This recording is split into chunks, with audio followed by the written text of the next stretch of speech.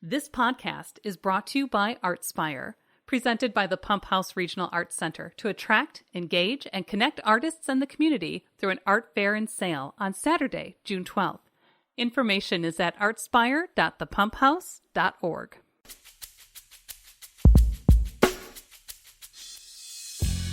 Today we chat with film director Steve Dayton, actor Jason Anderson, and musician Alex Spiegel as they discuss their recent collaboration on the movie gIVE, which provides a look into how we move on from tragedy.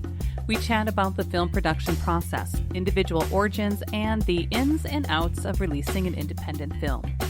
You can find more conversations on our website, lacrosselocal.com. I'm Amy. And I'm Brent. And this is Lacrosse Local. My name's Steve Dayton. I was born in La Crosse, Wisconsin. So how I got into filmmaking is in high school, we had a project where they gave us the option to do a video. And I thought that was going to be the easiest route. And I found very quickly that I was taking it more serious than everybody else in the project. And from that moment on, I fell in love in the process of making videos and have never stopped since. So, an aside, and I'm kind of maybe guessing your age. Was this back in the day when you had to stop and start it to edit the video? You know, you'd pull out the camera and basically, you know, you'd almost do claymation with actual video in some ways? You know, I was right on the verge where the first camera I bought came with a little bit of a digital editing program that I pushed forward. So there was still a little bit of making sure that you're getting the right stuff each time. You didn't want to create too much footage to edit. Cool. Jason Anderson, born in La Crosse as well, raised in West Salem, so just right off the cusp here. And very similar to Steve's story is I actually started with play productions and doing a lot of behind the scenes stuff there. Really kind of enjoyed watching everything behind the scenes and realizing that nothing could happen. And then got into filmmaking or video production, doing a health video. And again, like Steve said, myself and a couple of my friends that were all into it, we took it a lot more seriously than everybody else did. And because of that, we raised the teacher's bar on videos going forward. So everybody was real happy with us on raising the bar. And then started doing some commercial work, did that for about 17 years or so. But while doing that, I also found myself getting in front of the camera a lot for Steve quite frequently. And Steve and I have been friends for quite a long time. We actually became friends with his first movie they did, Pop Punk Zombies, where they needed somebody to come in and do a scene. So I came in, filled in. Next thing I know, 2 scenes later, I got 3 scenes in this movie. And stayed friends, worked together for quite a few years, doing a lot of commercial work. Then he said he had this idea for this movie, and I jumped on board, and we ran with it. Yeah, so Alex Spiegel. I'm from Millsville, Wisconsin, which is a city that you probably drive through and don't know that you actually went through a city. There's 3,000 people that live there, probably less now. It was a strange place to grow up because even though there was only 3,000 people, there was a pretty active art scene, at least when I was living there. When I was in high school, I played in punk rock bands. And I think at the time there were like 5 punk rock bands in a city of 3,000 people, which the cool part was there was nothing to do. It was kind of before the age of internet. So if you put on a show at the VFW or something, the entire city would show up. So you kind of thought you were a rock star. But yeah, the next question is, how did I get into scoring movies, as if that's something I do? I really just did this one. I know Steve because I played in rock and roll bands my whole life. And if you live in a city as small as size of La Crosse, if you play in a band that does a lot of stuff and there's a guy making movies, you're probably gonna bump into him, especially if they're making a movie about zombie punk rockers, which is what his first movie is about. And he contacted the people I was organized with into using our music in that movie, which resulted in, we were kind of overachievers in that band, and we decided to make an original song for the trailer. And it was basically the song the band played. And then on this movie, which is gIVE, I made an album at home, at a home studio, and I doing that is something you probably should never do as someone who makes music. So I just handed it up to friends, and I gave one to Steve, and Steve was like, "Oh, you make music and stuff still? Well, I made this movie. Would you want to do something with it?" And I first said no, and then eventually I was like, "Well, I'm never going to get an opportunity to do this again." So that's where we ended up, and it brought us here in this conversation. You know, I haven't actually watched the movie yet. I'm planning to actually do that tonight. I did watch the trailer, and it was quite creepy. Hopefully that was intentional. How did the idea for this movie come about? So for me, GIVE comes out of my two greatest fears. My fear as a child of being taken away. I remember laying in bed thinking that aliens would come and steal me away, and then I'd be without my parents. And then transitioning, I got over that fear a little bit. Now I'm transitioning to being a father of 4, where my greatest fear is something happening to the children. And so it's a mixture of those two perspectives kind of intertwined into the story of GIVE. What are some of the influences you think you're pulling from with this? I know you said kind of your background, your history of just kind of your personal experience. Is there any sort of influences you're pulling into this? You know, you're talking about music to your own background to other people that are in movies. I hate to say this, but it's the truth. So I was rummage sailing one day, and I came upon a Blu-ray of 3 Stanley Kubrick movies, and it was $1, and I internally was freaking out. I was like, how could I find this for $1? Bought it right away, ran home, and I put on 2001 Space Odyssey that I've seen a couple times, and I was just laying, I think the kids were outside playing. Wow, that makes me sound like a bad father. But they were out of the house. They were out of the house, and I had put on 2001 Space Odyssey, and I was just lying there listening to it, kind of just almost napping. And I I had the thought of, hey, maybe I could do something like this. And from that point on, I went down a dangerous road of making a feature film. So the movie GIVE is available on Amazon, so people could check it out.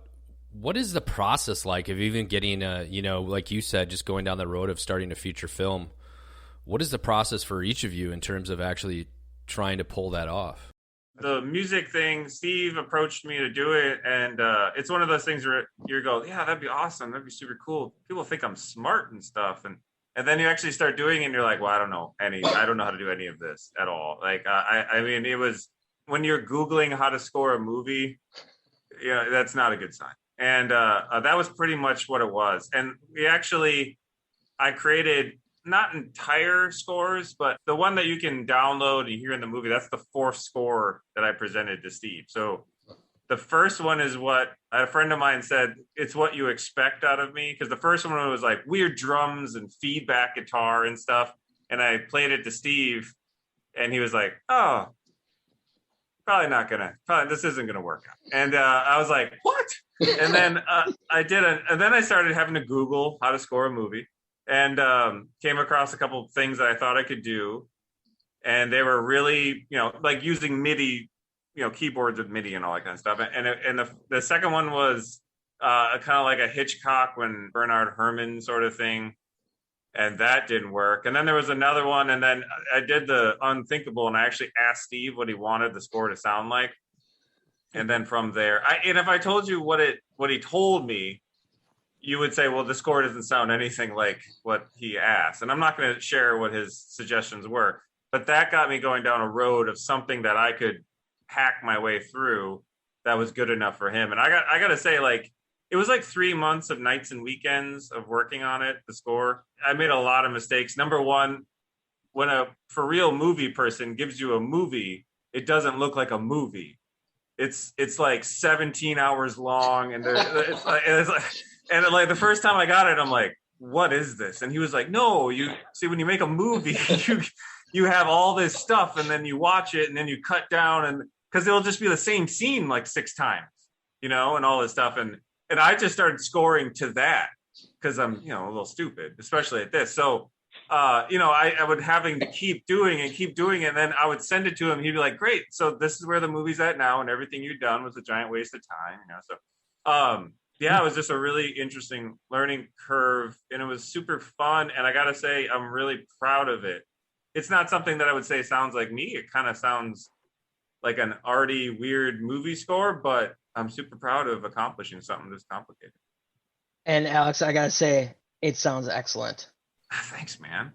I had to I use a lot of technology I've never used before. I would have almost primarily made out of samples. And what a sample is, it's a recorded instrument that you can use to play an instrument. So it's like a piano where they record one note and then you play that one note as if you're playing a real instrument. I had never used that before, and the movie forced the fact that those sort of instruments had to get used. And the kind of cool thing is, from someone who doesn't really know anything about music, you could take this movie, the score, and you could have like a small orchestra play some of it, which would be kind of super neat to do. Something we can't afford. Maybe on the next Steve. Funding. So Alex, he gave you quite a bit of a challenge, kind of like when he presented me with this idea of the movie. He goes, I have this idea. I'm like, all right, explain to me the idea. Awesome, let's do it. He goes, here's the catch though. There's no script. I have an outline. I have kind of the idea I want you to do, but you're improvising it pretty much. I'm like, awesome. It was a challenge to improvise a lot of that. Don't get me wrong here. There was some direction, but a lot of it was coming up on the fly and trying to pull that feeling out. Again, I went inside just like Steve did with the loss of his kids. I've got my own kids that, I really pulled from what would I feel had I lost one of them and trying to find them. And God, I don't want to ever experience that in real life. But yeah, it was a challenge and a lot of running. Yeah, I was hurting after that. So for me, I think you've kind of figured this out, that it's finding the right people that are going to take on the project and run with it. I know that Alex is super talented and just he's like a true artist. I know you're going to hate that, but I just knew that I had to give him the pieces and he would elevate it, and which he did. Jason, not so much. No, joking. Jason, it was the same thing. As I needed somebody who would be comfortable with that style and that I could work with to feed off of, that he would get what I'm looking for, and that we could have the openness between us to have those conversations on the day, on the moment, to try to capture lightning in the bottle a million times. What do you want the viewer to get out of this project? The overall goal of the movie is to think about how we process loss, how we move on from extreme pain, and what type of answers. I don't want to give you all those answers. I want the audience to look inside themselves and say, how can I be inspired to live a better life? Because we're all going to deal with some sort of pain, some sort of drama in our life. For someone who's, interested in this, the movie making and making movies on what seems like a smaller budget, how do you roll out a movie like this? Like, how do you even get to Prime Video for people to watch it? That I always think that these are going to be short projects that I'm going to do quickly and move on. But the thing about making movies is they live with you forever. Pop Punk Zombies is still something that I talk about 10 years after the fact. GIVE is going to be something that it doesn't go away when we finish the edit. That's just the beginning. Now I have to, shepherd it to new audiences. Going back to what Alex said, is we learned some things, is that for the score, we need a final cut, and then he can do his magic. And then there's a process of, distribution. For Pop Punk Zombies, we originally went with a distributor, and they took care of putting it everywhere that it needed to be or where they could get it. For this one, I knew that I wanted to do self-distribution. So there's some avenues that you can take to do that. So you can actually submit your movies right now currently to Amazon Direct. Any filmmaker can do that. And then I'm also in the process of using a self-distribution marketplace, where I put it on this platform and different streaming services can pick it up. Different countries can pick it up. So we're in the process of getting that on, getting GIVE on Tubi TV, which is a free streaming service also, which is really exciting for us. So it's also just a learning process overall. That's the other big thing about why I love making movies is I'm always learning. I'm always improving on how I can do stuff. This is the first real movie that I was involved with from a certain point to the end here. If someone's going to make a movie, Steve worked in LA and he actually, if you ask him a question, he has an answer. So if you ask Steve a movie question, he has some sort of answer, which is super impressive. We did another podcast and we were talking about movie stuff and like we just rambled on for like an hour just asking Steve, like, how do you do this? Steve can break down the matrix of having star power in your movie and not. Steve would say something like, even if I had a chance of having a big actor in this movie's not going to make enough money to cover their wage, so it's not worth it. It doesn't matter. What I'm trying to say is that's really part of making a movie. When you see a director like Steve or someone that you know their name from Hollywood, 95% of their work is to allow for 5% of artistic creative, insight or control. Because it's people management, it's nailing down a location, it's getting someone that can do it, not necessarily the best. I'm not the best, but I'm cheap. He had to find someone that will work for cheap, and he'll say straight face at a certain age, when a guy like us at our age asks you to be in their movie that's going to get filmed in the woods for free on a Saturday, it's a little weird. So you got to find a right set of people. If you want to make a movie, even if your intention is to release it on YouTube, that's fine. Just to get to that point is probably more work than you've ever put towards a hobby in your entire life. And it's really easy to lose focus. And what's cool now is Steve's still doing this. Like Steve sent me an email saying we're going to do this interview. I mean, it was 3 months of work just to do the music. Who knows how long Steve's been working on it. And he has to keep going, because just doing one accomplishment of doing the music, or for his world, finding some guy to do the music, finding some guy to act without a script, all of that, is a lot of work. It's easy to lose focus at the end to say, like, I don't really care if it's on Amazon or not. But if you want to do a big project, you got to learn how to people manage. You got to learn how to manage yourself, how to do long-term goals. You can't just wait for like the inspiration to hit you. You have to just keep trudging through, and that's the difficult thing. Who are the people that are going to like this genre? Who do you hope the audience will be? And also, where can they find out more about the project? I would say that this has a loose narrative. So people who like a little more of an experimental type storytelling, that would be the audience. So I would say David Lynch style fans, Stanley Kubrick style fans. People who like open interpretations of movies, which I am a huge fan of, movies that can be interpreted different ways depending on essentially the mood you're in when you're watching it. And I've actually watched it 2 or 3 times, and trying to watch it from a viewer's point of view, not, hey, I was in this movie, let me watch myself because I'm so narcissistic, because I'm not. And I ask people for feedback, and depending on the type of person, they're all interpreting it slightly different. And I love hearing that, because somebody can take something different away from it. Those are the kind of people that are going to enjoy it. People who like to kind of take something away from it without being told this is what you're supposed to take away from it. Yeah, you hit the nail on the head when you said like Lynch, like Stephen Lynch sort of, But the other thing that you need, Steve's a super normal, regular guy that has like a normal household with kids and stuff, and he just made the craziest, weirdest movie I've ever seen. And like where Jason watched it 2 or 3 times, I did the score and I cut to the movie, so I've seen it about 620,000 times. So I can definitely say, it's super, super arty. Like, it is a very arty, super interesting movie. The person who would be interested in watching it is that, but we also have to not forget the fact that 3 schmucks from La Crosse, Wisconsin did this, so it is a local film made off of a budget, which is Steve's bank account.